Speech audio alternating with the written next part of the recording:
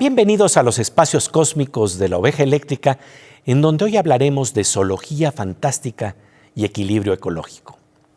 El gran escritor Jorge Luis Borges señaló alguna vez que de las ciencias biológicas, la que más le interesó fue la zoología.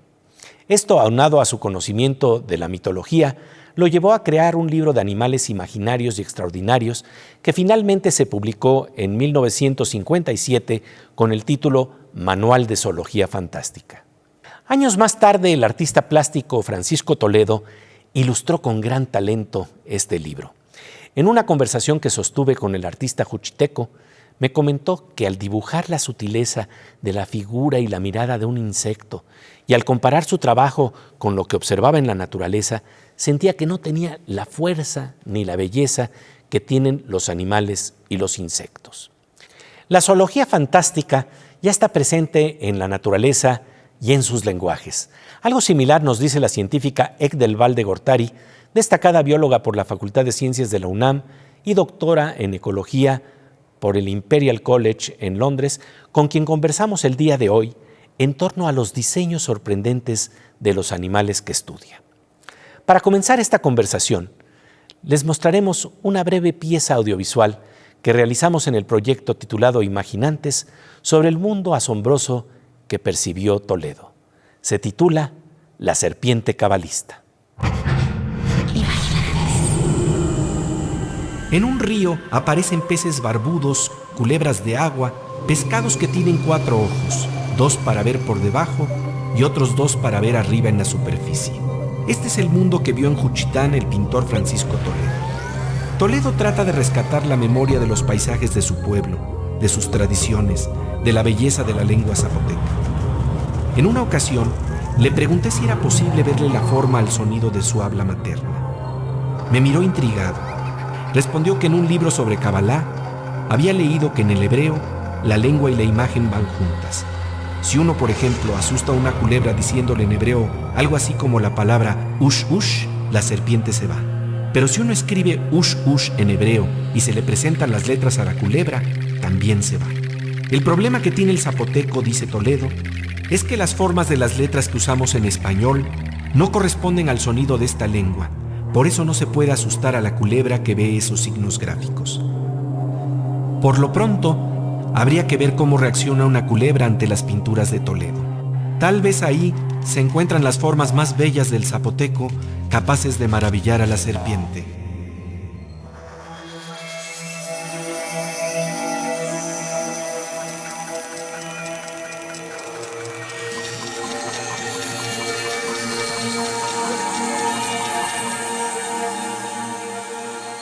Pues estamos viendo una zoología fantástica en el mundo de Francisco Toledo y es muy emocionante ahora comunicarnos con Ek precisamente para hablar de ello, para hablar de la zoología fantástica que tú estudias como bióloga. Bienvenida a este espacio de la Oveja Eléctrica, estimada Ek. Pues muchas gracias por la invitación. Estoy muy contenta de compartir aquí con ustedes un poco de mi fascinación por esta zoología fantástica, como la llamas tú. Porque realmente la diversidad de vida que tenemos en este planeta Tierra es digna de admiración por parte de todos. Cuando ves estas figuras que rescata Toledo, cuando ves esa precisión que tiene Toledo para hablar de los ojos de un insecto y para mirar los detalles más finos de la naturaleza, háblanos de cómo se da este ejercicio, no tan solo en un artista del tamaño de Francisco Toledo, sino en una bióloga que también tiene esa posibilidad de explorar especies que están en nuestro entorno y que a veces simple y sencillamente no sabemos apreciar la maravilla de esa zoología fantástica que nos rodea. Sí, pues mira, yo creo que todos los seres humanos tenemos como esa fascinación innata, ¿no? O sea, si tú te fijas en cualquier niño pequeño, en general les gusta mucho explorar, les gusta mucho ir al jardín o a la maceta y ver qué bichos hay por ahí, ¿no?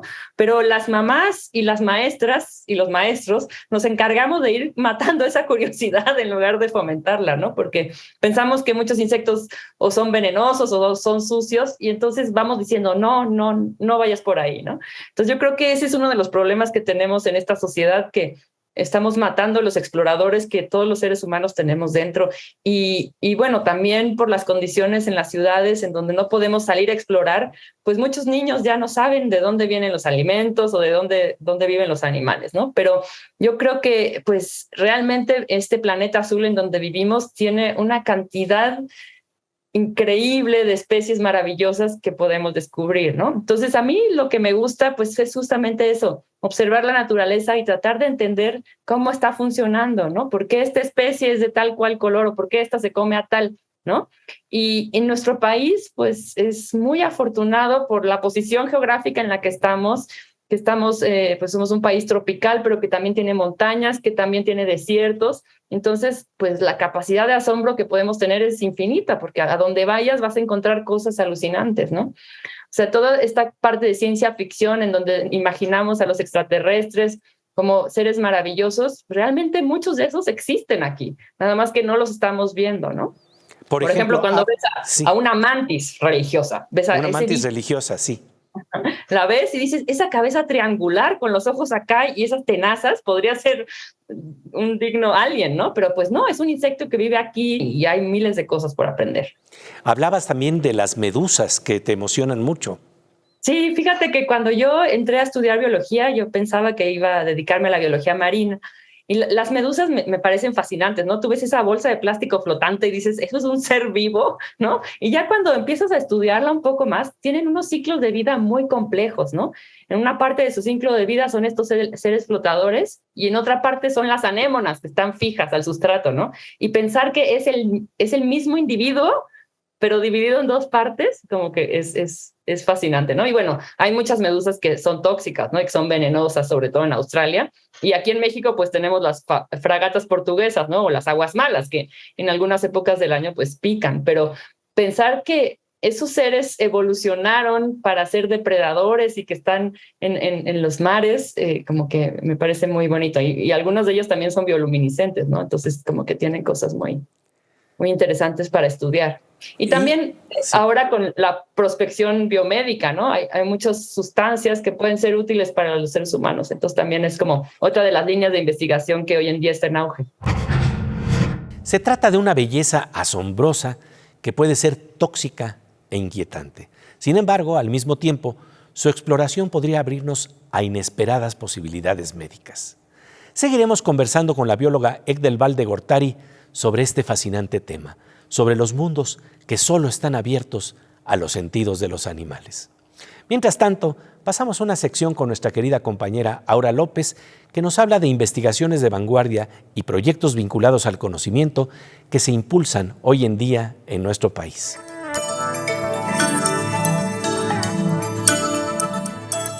Querida Aura, bienvenida a La Oveja Eléctrica. Muchas gracias, Pepe. Siempre es un gusto estar aquí. Oye, y fíjate que ya desde los tiempos de Sor Juana Inés de la Cruz, en el gran poema Primero Sueño, se hablaba de antídotos contra los venenos. ¿Qué novedades tenemos hoy en día? Ay, pues yo no sé si ustedes sepan, pero México es uno de los países con mayor biodiversidad de alacranes. Existen más de 280 especies y solo el 10% genera toxicidad en el humano por su picadura. Por eso, la investigación del doctor Lurival Posani, investigador del Instituto de Biotecnología de la UNAM, estudia los componentes del veneno de los alacranes. ¿Qué tipo de estructura química tienen y cuál es la función fisiológica que hacen en el individuo después de una picadura? El objetivo del proyecto, apoyado por CONACYT, es determinar cuáles son los componentes en los que hay que enfocar las medidas de protección para la generación de anticuerpos y antivenenos que contrarreste el efecto tóxico del veneno de alacrán. A su vez, la investigación busca producir un biológico que sea distribuido a toda la población. Y actualmente sintetizan componentes tóxicos del veneno del alacrán para su estudio y no necesitan del alacrán para hacerlo, pues obtienen las muestras en laboratorio de forma sintética por medio de los transcriptomas. Y en este proyecto además trabajan alrededor de 50 personas y bueno, pues es una buena forma de conocer más sobre los venenos de los alacranes, preservando a las especies. Pues eso es verdaderamente interesante, querida Aura. Combatir los venenos de los alacranes en formas que son inéditas realmente. Así es, Pepe. Y pues como siempre, te agradecemos mucho tu presencia aquí en La Oveja Eléctrica. Muchas gracias a ti. En un parpadeo cósmico, volvemos a La Oveja Eléctrica para seguir conversando con la destacada bióloga Ek del Valle Gortari sobre la zoología fantástica y el equilibrio ecológico, sobre la naturaleza asombrosa de los animales que a veces parece sobrenatural.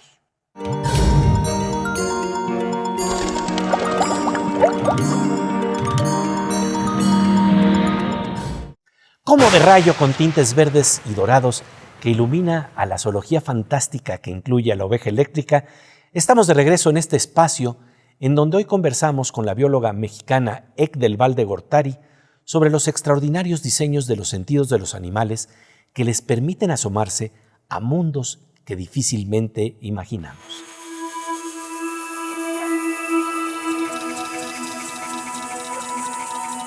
Y cuando estudias precisamente estas diferentes especies, también debe de haber la curiosidad de tratar de entender cómo perciben, qué sentidos tienen, qué posibilidades tienen de ver, de oír, que nosotros no tenemos. Este es un ejercicio muy importante porque es un ejercicio radical de otredad. La filósofa María Zambrano planteaba que los animales se nos presentan como un jeroglífico porque como no hablan con el mismo lenguaje que nosotros hablamos, pues lo que tenemos que entender es su presencia. Háblanos precisamente de esta sorpresa que te da investigar los diferentes sentidos de las diferentes especies y qué posibilidades de percibir el mundo hay en esas zoologías. Sí, pues fíjate que uno de los grupos que estudio más son justamente las mariposas, ¿no? Como las que tengo aquí atrás, pero estamos trabajando con las larvas, con las orugas, ¿no? Entonces, nos preguntábamos, bueno, ¿por qué una oruga quiere comer esta planta y no esta que se ve igual, ¿no? Está igual de verde, está igual tiene la misma textura. Entonces, en colaboración con unas personas de China y de Suiza, hemos estado midiendo los volátiles de las plantas, ¿no? Es decir, estas sustancias que emiten las plantas que nosotros no olemos, pero que están ahí presentes, ¿no? Y fíjate que encontramos que las orugas sí las están distinguiendo y si tú separas qué oruga come a qué planta, se separan por estos olores que nosotros no podemos percibir, pero que ellas sí, ¿no? Entonces, realmente esto que dices tú de otros sentidos que están ahí presentes en la naturaleza, pues es muy importante de pensar qué es lo que está pasando, ¿no? No solamente pensar en lo que tenemos nosotros, sino en lo que pudieran tener ellos para relacionarse. Y bueno, se ha estudiado mucho, por ejemplo, en los polinizadores, ¿no? Que para guiarse cuáles son las flores que visitan, pues no necesariamente son los colores que nosotros vemos, sino también ven el ultravioleta, ¿no? Entonces, cuando tú le pones a algunas flores esta luz ultravioleta, ves unos patrones que no se ven para nada con la luz visible, ¿no? Sin embargo, los polinizadores las están viendo, ¿no? Entonces, esto que tú dices de otros sentidos, sin duda están ahí presentes. Un reto que de por sí ya tenemos es tratar de imaginar cómo se vive el mundo dentro de otra piel, ¿no? Háblanos de en este contacto con las especies, en estas investigaciones de campo que tú realizas, ese nivel de investigación que también implica empatía con la especie que observas, no nada más observarla desde afuera, sino tratar de entenderla. Sí, sin duda. ¿Sabes qué? Esto que dices de ponerte en la piel de otra especie, hay una mosca que siempre me ha llamado mucho la atención, nunca la he visto en la naturaleza porque es de Madagascar, pero es una mosca que en lugar de tener los ojos aquí pegados, los tiene como en unos pedúnculos, ¿no? Entonces, los ojos los mueve así de manera independiente, ¿no? Entonces, muchas veces he pensado, ¿cómo es que se imagina la realidad o cómo la presenta? Si pudiéramos mover nosotros los ojos así, pudiéramos explorar por allá abajo, imagínate, debe ser, pues, la tercera dimensión cobra otra relevancia, ¿no? Es completamente diferente. Y esto de la empatía yo creo que es fundamental para estudiar la naturaleza. En el libro del premio Pulitzer Ed Yong titulado Un mundo inmenso, cómo los sentidos de los animales revelan universos ocultos a nuestro alrededor, se plantea justamente cómo los sentidos de los animales ayudan a crear nuevas tecnologías. Por ejemplo, los ojos de las langostas han inspirado el diseño de telescopios espaciales. Los oídos de la mosca parásita han inspirado la creación de aparatos que ayudan a la audición. Y los sonares de los delfines han contribuido a detectores de objetos sumergidos en aguas profundas. Sin embargo, para Ed Yong, el valor de estos estudios tiene que ver con la empatía. Al entender sus sentidos, podemos entender mejor sus vidas. Después del corte, seguiremos conversando con la bióloga Ek del Val de Gortari sobre el mundo de los animales y su contribución al equilibrio ecológico. Mientras tanto, vamos a una sección que nos habla de los nuevos sentidos a los que nos puede abrir el mundo de las computadoras con nuestro querido doctor Morsa, el físico Manuel López Michelone.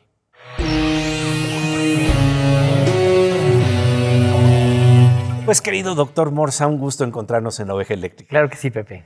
Oye, bueno, pues me imagino que tú has tratado de imaginarte cómo se ve el mundo a través de los ojos y de los sentidos de una morsa. Pero ¿cómo nos ayuda la informática y la computación imaginarnos la posibilidad de otros sentidos para asomarnos al mundo?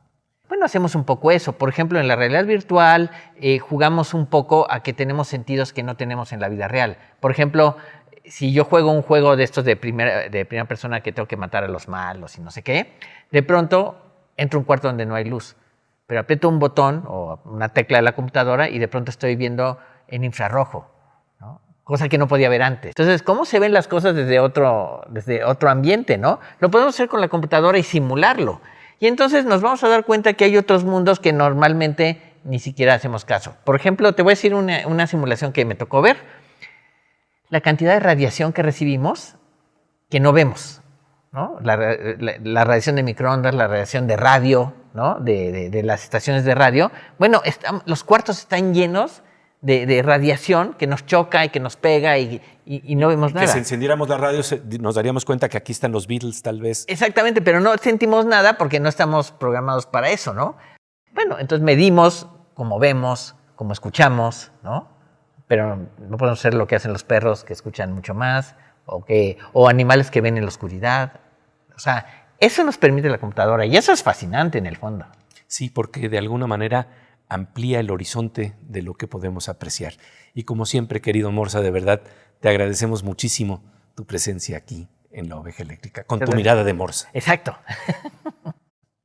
Después de un parpadeo, volvemos a La Oveja Eléctrica, en donde estamos conversando con la bióloga Ek del Val de Gortari sobre un mundo natural que parece sobrenatural. Estamos hablando de la zoología fantástica que nos rodea y del equilibrio ecológico que supone.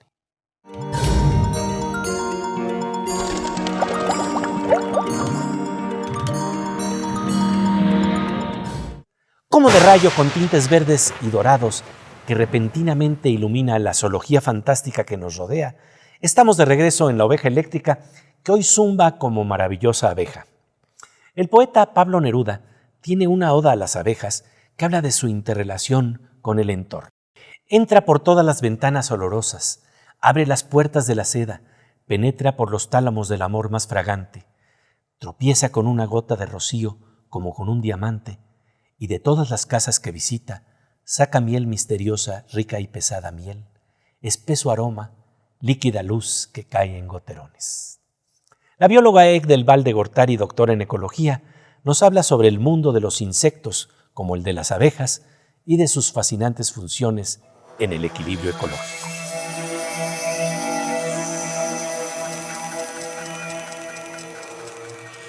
En esa búsqueda de la biodiversidad hay un mundo diminuto que a veces pasamos de lejos por él. Estamos hablando del mundo de los insectos. Háblanos de tu interés por estudiar este mundo, por abrirte a las percepciones que pueden tener los insectos, a sus diversos tamaños, formas, sus diferentes maneras de asomarse al mundo. Los insectos pues han sido muy exitosos en la evolución de la vida en la Tierra. Hoy en día corresponden a la mayoría de las especies. De hecho, 3/4 partes de todas las especies que hay en la Tierra son escarabajos.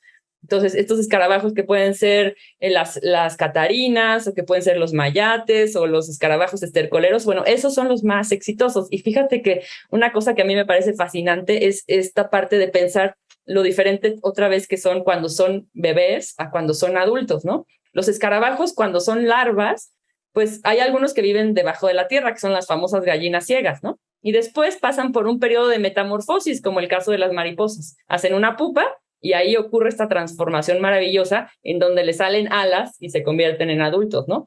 Pero otra vez, es el mismo individuo que pasa por todo eso. Con los niños yo siempre les digo, es como si los seres humanos, cuando llegáramos a la adolescencia, terminamos la secundaria, nos metemos a un sleeping bag, ¿no? Y después de un mes salimos con alas, ¿no? ¿Te imaginas? Para convertirnos en adultos. La misma persona, pero con alas, ¿no? Y no todos los insectos son plagas, sino que en realidad hacen muchas cosas por nosotros que no nos damos cuenta, ¿no? En épocas recientes, pues las abejas han estado en todos lados, ¿no? En la prensa, porque como que hubo estas alertas de que se estaban muriendo las colmenas, y sobre todo se dieron cuenta que estaban muriendo porque no estaban polinizando los cultivos, ¿no? O sea, como la parte útil para los seres humanos, ¿no? Entonces, pues efectivamente, muchas de las plantas que comemos necesitan de la polinización por los insectos. Si no fuera por ellos, no se producirían los frutos. Tendríamos que ir de flor en flor llevando el polen para que después se haga el fruto, ¿no? Entonces sí son fundamentales. Pero no solamente es la abeja europea, sino son todas las abejas y moscas que hacen esa función. Y tiene que ver con las plantas comestibles para los humanos, pero también con todas las plantas silvestres. Entonces, como que si hacemos el ejercicio de pensar cómo sería un mundo sin polinizadores, pues sería un mundo sin manzanas, sin fresas, sin plátanos, sin sandías, sin mangos. No tendríamos ninguna fruta, ningún jitomate, calabaza, frijol. O sea, comeríamos solamente carne o maíz o granos, ¿no? Porque esos son polinizados por el viento, pero realmente, pues imagínate lo importante que es esa labor que tienen, ¿no? Y el problema es que están en extinción también, en peligro de extinción, así como los tigres, ciertos tigres y ciertas ballenas están en peligro de extinción, hay insectos que están en peligro de extinción. Sí, y sobre todo están en peligro de extinción por nuestras actividades, ¿no? Que tienen que ver con usar insecticidas a lo bestia, ¿no? En la agricultura, cuando hay alguna especie que se está comiendo las plantas, pues no se esperan a ver si va a comer mucho o poco, sino que se la echan, ¿no? Entonces, para matar a los insectos, estos insectos herbívoros utilizan insecticidas que no solamente matan a ellos, sino matan a todos, a los polinizadores y a los controladores de plaga. Entonces, ese realmente es el problema. O los desorientan, desorientan a las abejas, ¿no? A las abejas, sí. Sí, se supone que, o sea, los insecticidas que se usan hoy en día no son tóxicos para las abejas, pero sí las afectan en su comportamiento, entonces ya no pueden regresar a la colmena y es un lío. Pues, digamos que toda su estructura social se corrompe, ¿no? Y por otro lado, a pesar de que no las matan los insecticidas, sí disminuyen su sistema inmune y entonces son más afectadas por enfermedades que antes no eran afectadas.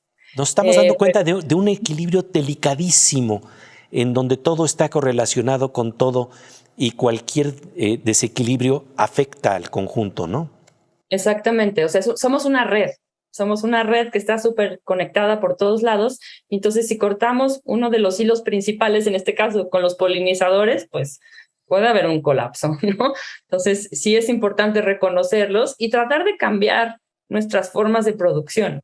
Y ello implica el estudio de esas formas que están ahí, que están junto con nosotros, no son paisaje de fondo o escenografía del drama humano, sino realmente forman parte importante de nuestro ecosistema.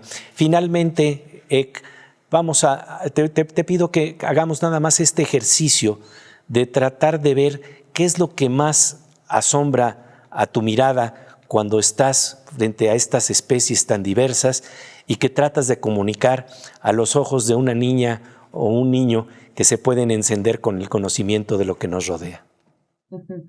Pues mira, una de las cosas que me fascinan de los insectos es esta capacidad de volar, ¿no? O sea, imagínate ser una libélula, ¿no? Y vivir ahí junto a un arroyo de un río, entonces estás esperando a que venga un mosquito para poder tener alimento, ¿no? Y entonces ya lo encuentras y satisfaces tus requerimientos y entonces puedes seguir volando y explorar todo. Eso me parece increíble, poder movilizarte sin tener que caminar, me parece algo espectacular, que no es exclusivo de los insectos, ¿no? Los pájaros y los murciélagos también tienen esto, pero creo que los insectos lo hacen de una manera muy elegante que me encanta. Pues de verdad, Ek, te agradecemos mucho tu presencia en La Oveja Eléctrica. Tu nombre quiere decir estrella en la lengua maya y simplemente recordamos de que lo que hemos hablado el día de hoy es algo que poéticamente se puede expresar en esta frase. Nadie puede cortar una flor sin perturbar a una estrella. Y en este caso, a esta estrella que se llama Ek, que nos está advirtiendo de la necesidad de estudiar, conocer y amar la zoología fantástica que nos rodea. Muchísimas gracias.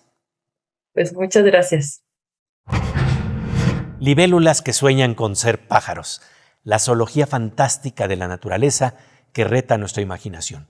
Dicho de otra manera, ¿para qué queremos extraterrestres si ya tenemos pulpos? Lo que parece sobrenatural, fuera de lo común, ya está presente en lo natural y nos invita a apreciar el fino tejido que entrelaza a nuestros ecosistemas. Un gran gusto la presencia de Ek del Val de Gortari en La Oveja Eléctrica. Pasamos ahora al mundo de un pájaro fabuloso que tiene guitarra y compone cantos cuánticos. Usted ya lo sabe, estamos hablando de nuestro querido Fernando Rivera Calderón.